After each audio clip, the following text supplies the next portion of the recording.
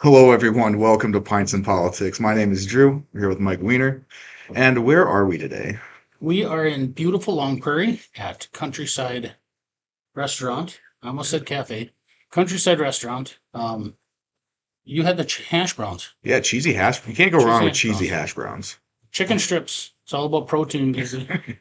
Yeah, it is because you were out deer hunting. It's a lot of Yeah, work. How it was was. that? We did not get anything. Spent a lot of time out there with my daughter Marion and some of the other kids. Marion's been like the main one that wanted to hunt this year, so she spent a lot of time with me. And we've seen some, just haven't capitalized on anything yet. It's good to bring your kids out. It's one of those traditions that we always talk You about. know, isn't that funny? We've talked about how important it is. Yeah. And opening day, we'll get this, the night before, actually. One of the kids called home and said, I'm going to be coming out deer hunting, Dad. And I said, good. He goes, well, I can't hunt because I haven't got my license yet. And I went, oh no, I haven't gotten my license either. Well, and if you hunt private land, can you like kind of get away with that? No, it's a 24-hour. You have to, Oh, okay. but you can't hunt for 24 hours after you buy your license. Or you can't, yeah. So opening morning, we went down to another place, Tutti Frutti's, had breakfast with everybody, went and got our license, made the day of it, just had fun, you know. Then we hunted on Sunday. But yeah, it's been a slow season for us. Some of the neighbors got a few. I've seen one nice one down by us that got bagged, but weather's been too nice Yeah. actually. Actually, yeah. So Climate change. that's right. Well, I Well, mean, bow hunting goes into December and yeah, there's muzzle loading time yet. auto loading. Yep. So So there's time. No, yeah, and for those who aren't from Minnesota, deer hunting is huge. Main thing, like, don't people take off days from school? They cancel school. People take off days from work. Just a whole, just huge part of our culture. Well, I think it's funny. You stop at a place like this or in town and stuff. Yep. That's the conversation. Have you gotten anything yet? You Yeah. know, or Yep. Everyone's dressed in orange. everyone's dressed in orange. You been out hunting? You know, it's not like that in the metro. I guarantee it. No, that's because they're all up here. Yeah, they're enjoying the good life. Up Yeah. there. No, it's just really neat. It's one of those things. They actually pushed it back this year for They the did. election. Isn't that kind of weird? Um. Well, I don't know. It's news to me. It's strange to me because it's different. I'm not saying weird like weird, but it's just like a little weird, a little different. I thought it was all right. Did it help with voter turnout? I don't know. The numbers were better in Minnesota, so that's Yeah. good. Yeah, how were the numbers? I wish I had looked at them before I got I here. believe for the presidential one it was within 3%. The numbers I think were higher than the last two election cycles, if I Hmm. remember correctly. And Trump did better. Harris still won in Minnesota, Yeah. but you know, House races, and this is kind of an anomaly. And I was studying up on this. They talk about down ballot voting, Yeah. right? So you have a lot of people that just show up when it's a presidential race, and then they follow down ballot. And if you're in a Republican area or you're a Republican, you just vote down ballot. But what we saw in a handful of races, 4 or 5 different races, especially down in the metro suburbs, is that people voted for Kamala Harris at the top of the ballot, Hmm. but when it came down to House races, they voted for Republican candidates. And I think that's a anti-Trump kind of mentality because there's actually a guy I was talking to a couple weeks ago. He said he could never vote for Trump ever. I said okay, and he listed his reasons like that's fine. You're a free man. You make your own decisions, but do me a favor and at least vote Mike Weiner. And he's like, yeah, I'll do that. So and we have somebody in your district who's one of them. Which speaking of, before we get into all the nitty gritty stuff, because we got some drama. Yeah. Um, what do you have the numbers on your race? 75%. I think I had 17,000 voters this time around. Okay. And that is, I think it was roughly 3,000 more than 2 years ago. Good for you. So on a presidential year, a lot more people show up.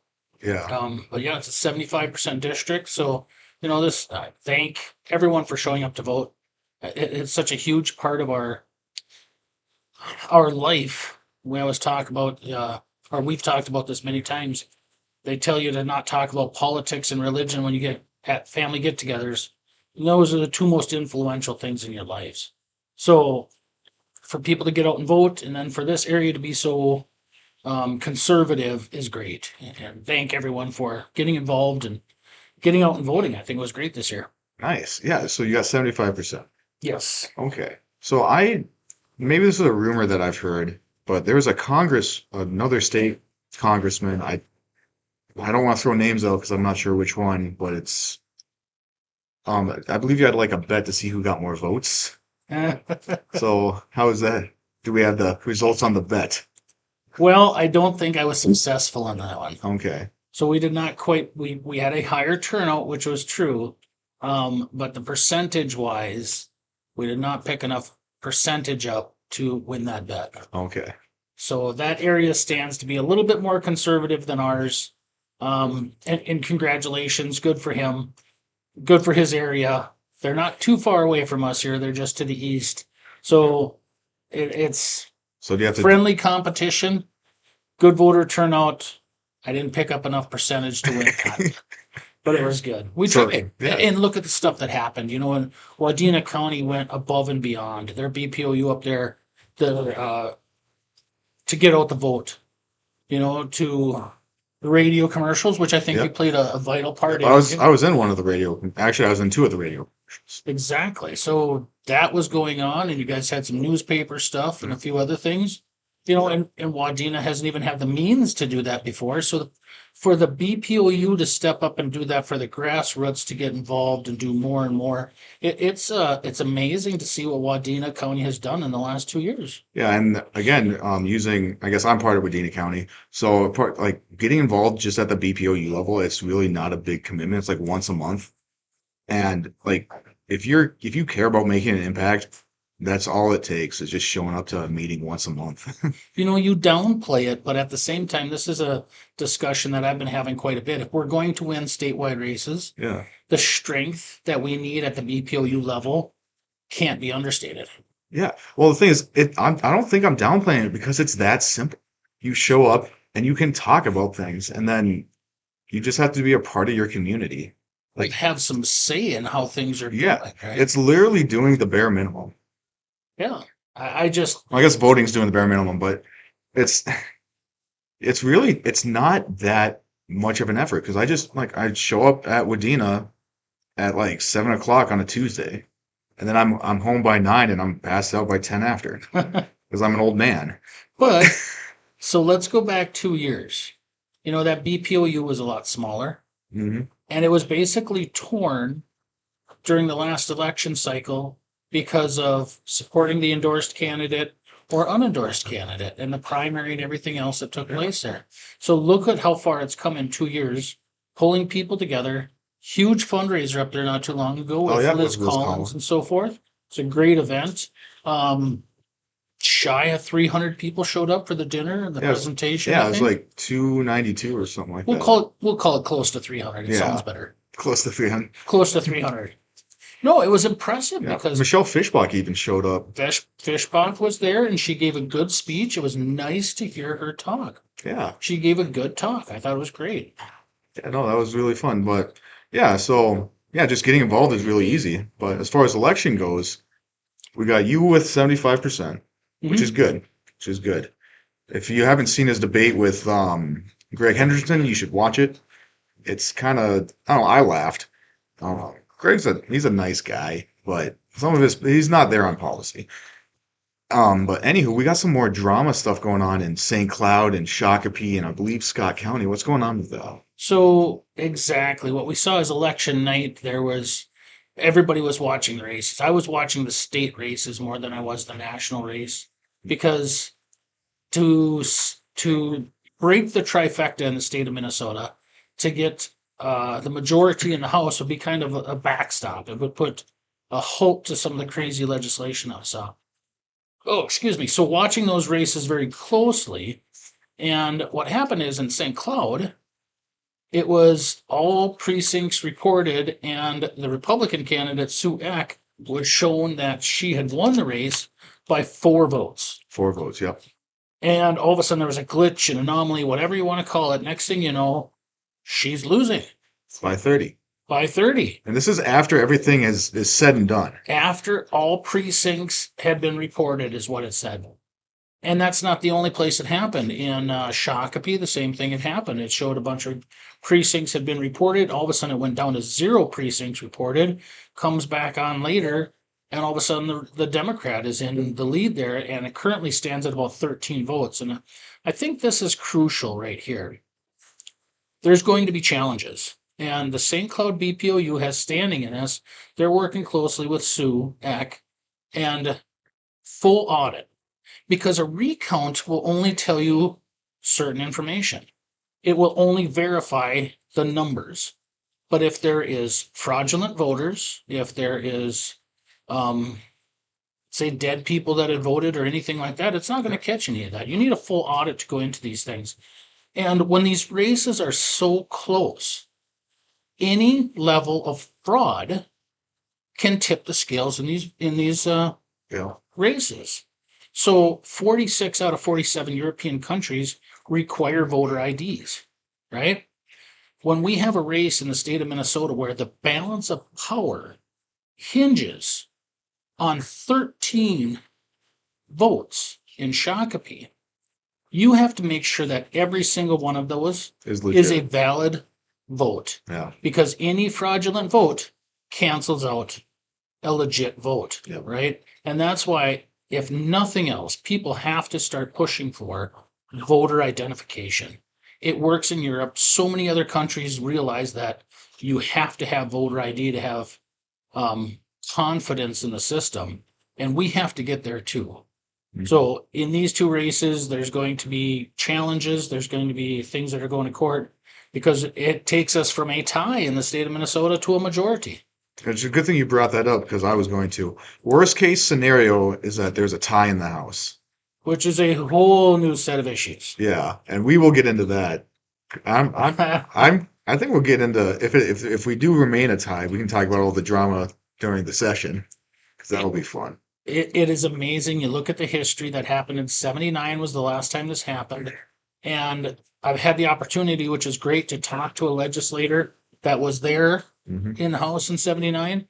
So discussing some things with him, talking about what happened, what worked, what didn't. Funny thing is, he was a Democrat at that time and is now a Republican. So to get his aspect and thoughts on it is pretty interesting.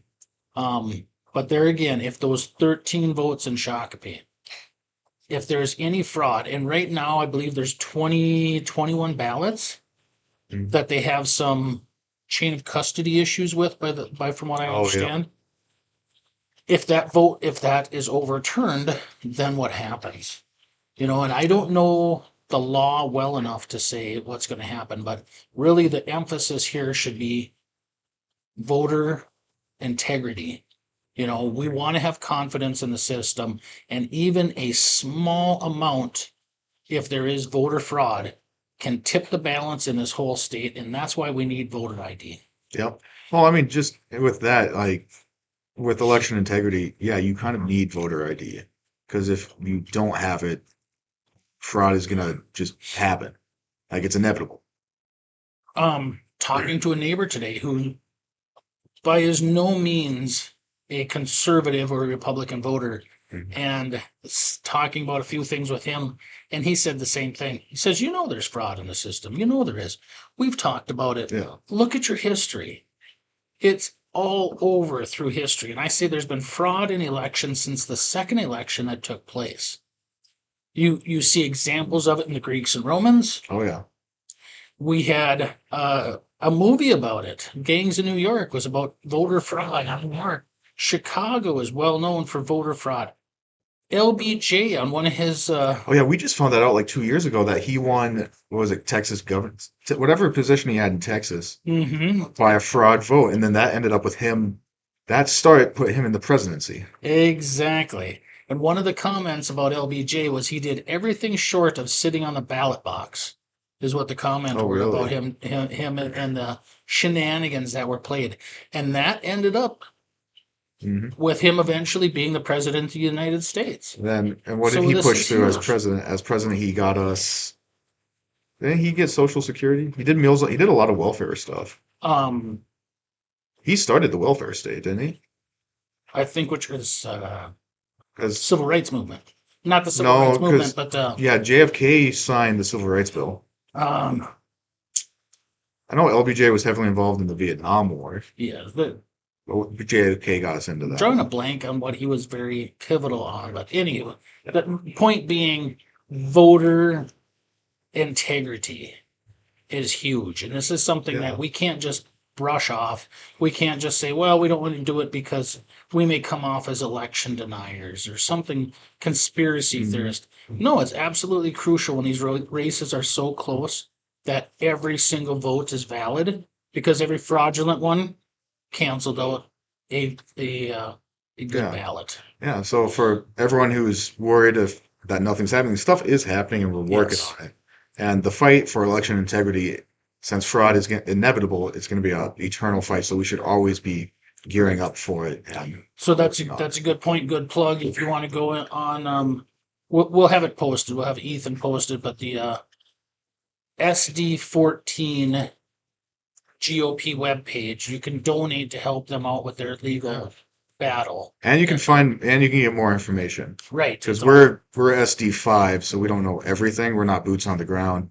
We have people in there that we're talking to, and right. Well, Helena Halverson is the BPOU chair down there, and she is a Spitfire. So oh yeah, she's great. she She's a, she she's going to run with this, and she's going to push, and she needs all the help she can get. So if we can get some more support from her, that'd be great. and I'm sure you can look up the Scott County and Shakopee areas too for that. Yes.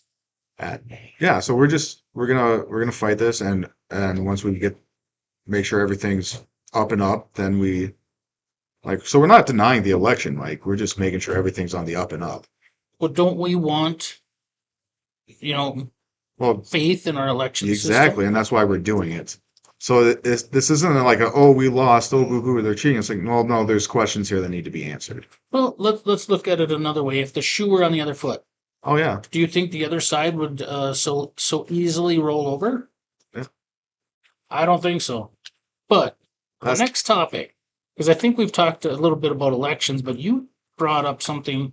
oh was it the 4B movement? Oh yeah, because this is one of the reasons why Democrats lost. I want to get Because Trump won, in case you guys haven't figured that out.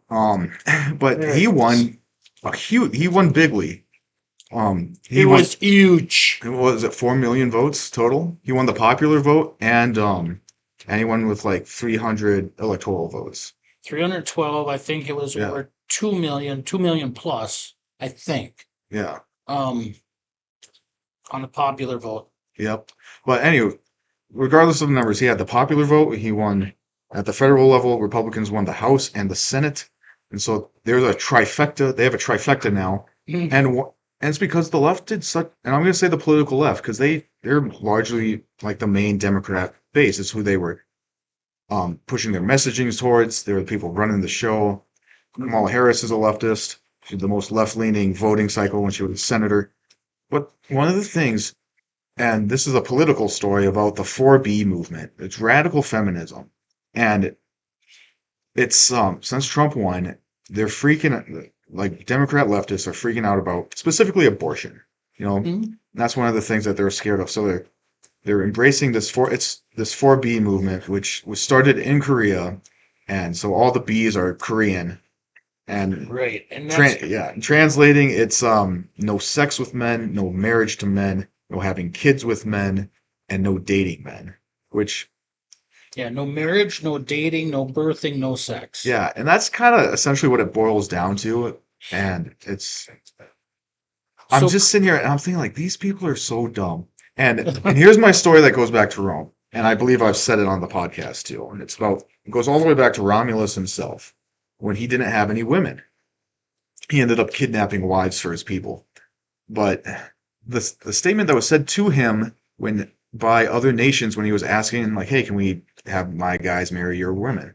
And like, yeah, no. Well, your city is great and your armies are powerful, but with no kids, you will only last a single generation.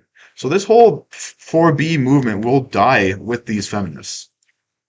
And that's why it's stupid. well, and I was thinking about this.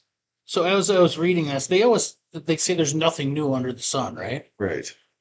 you had people, look at the Middle Ages when religious fervor was at its strongest, Okay. right? You had many women who decided to take vows of celibacy and dedicate their lives to faith.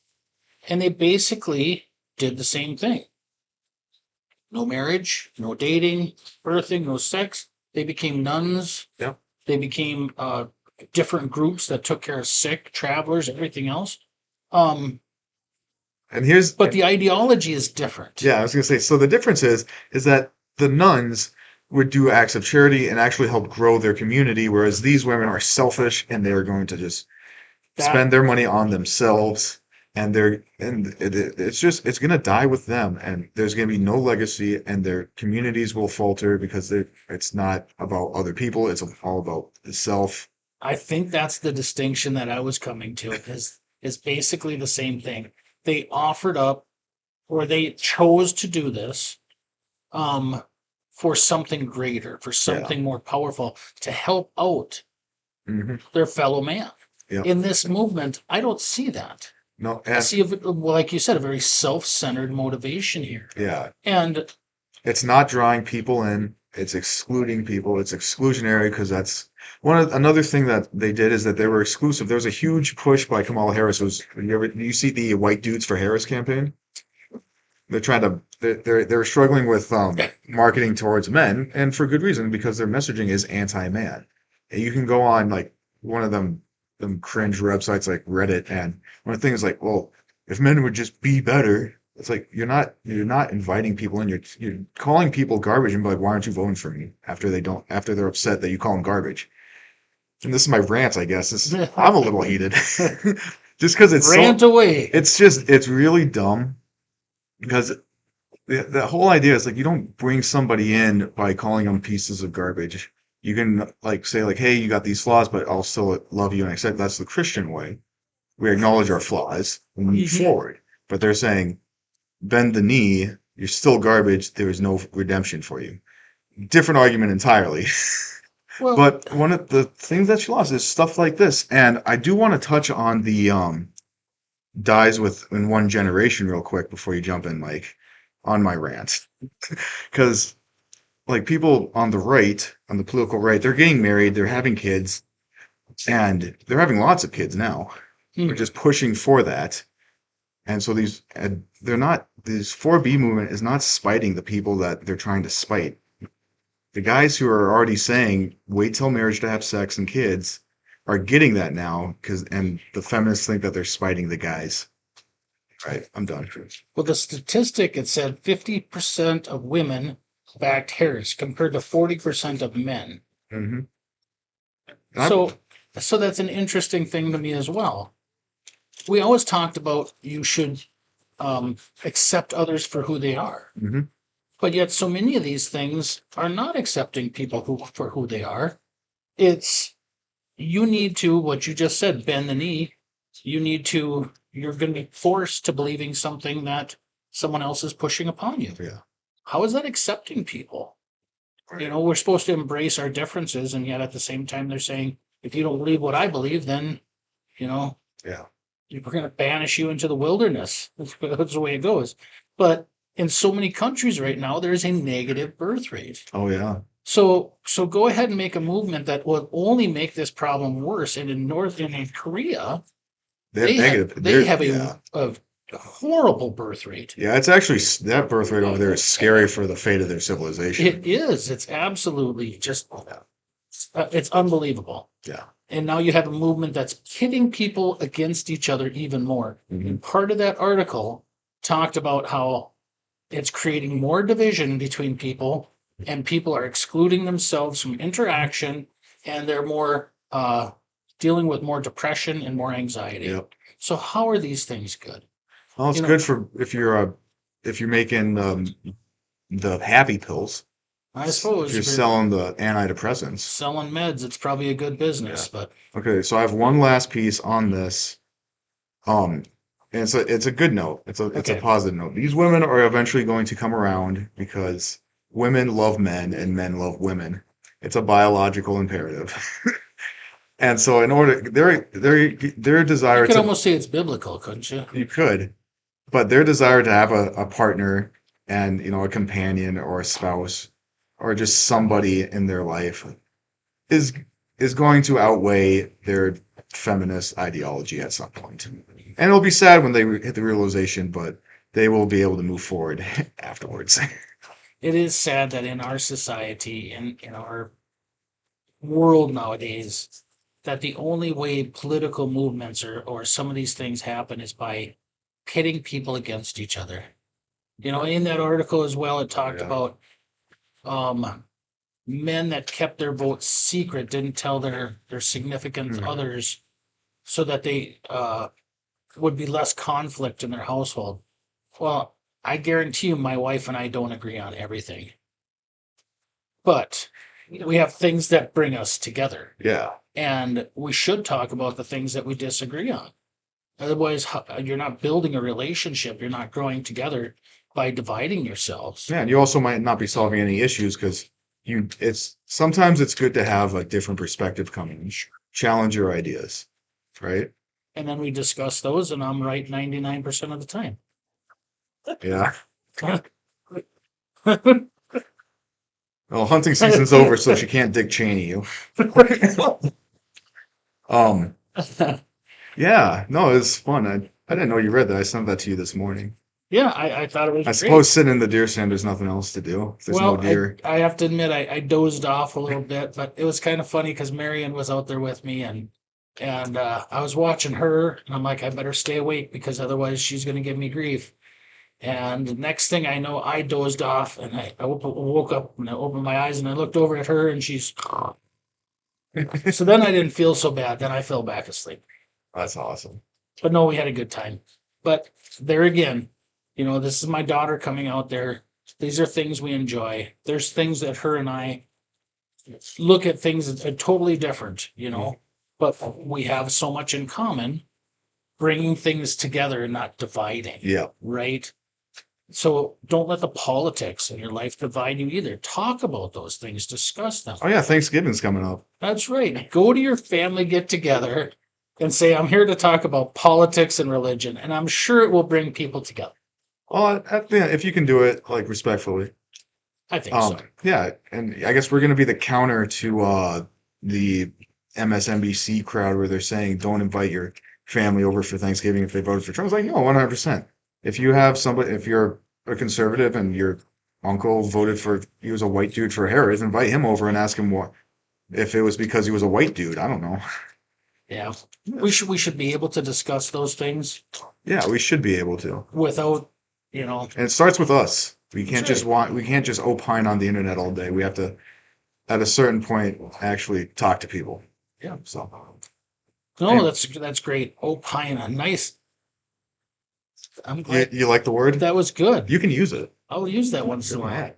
I was thinking about symbiotic today, and Oh. so Okay, so you're thinking about Greek words living together.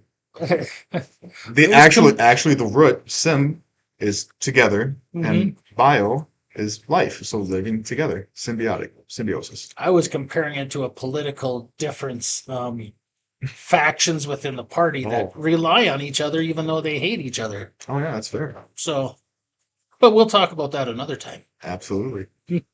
All right. Thank you guys so much for watching. Once again, we're at Countryside Restaurant in beautiful Lone Grove, Yep. Minnesota. Great food. If you ever get a chance, stop on down. Good breakfast food. Oh, great breakfast. Yeah, but this is Pints and Politics. As always, Drew Peterson, Mike Weiner. God bless. Take care.